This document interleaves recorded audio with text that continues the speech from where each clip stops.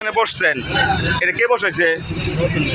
হ্যাঁ, রতনে বসাইছে। ফুড ওভারব্রিজের দোকান রতনে বলছে বসার জন্য। জেনে খুশি এনে বলতে এক কথা, ফুড ওভারব্রিজ এক কথা। এটা কিন্তু ফুড ওভারব্রিজ সরকার করছে পাবলিক চলার জন্য। আপনারা কে বসাইছে এখানে? রতন বাজারের ইজারাদার রতন বসাইছে আপনারে। অন্য কেউ বলেন তো বসার জন্য? রতন বলছে না? আপনি শুনেন এদিকে, আপনি যে বসছেন এখানে, রাকিব এদিকে আসো। আপনি যে এখানে বসছেন, এখানে কে বসতে বলছে আপনারে?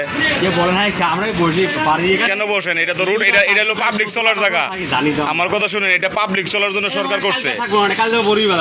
এটা পাবলিক এটা করে দিছে সরকার পাবলিক চলার জন্য। আপনি দোকানদারি করার জন্য বলেন নাই, কিন্তু দোকান করবেন, নিচে জায়গা আছে, নিচে করে বসা নিষেধ করে দিত। আরে নিচে বসে নিষেধ করছে মানে?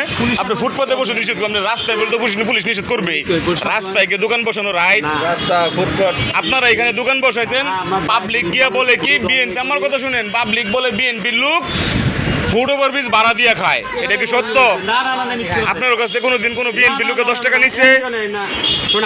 নিলে নেয় কে? টাকা নেয় কে? রতন নেয়? আমি নাম জানি না। আমরা তো নেয় তো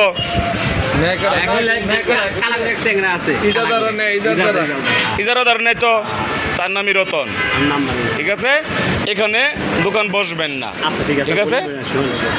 আমারও তো বড়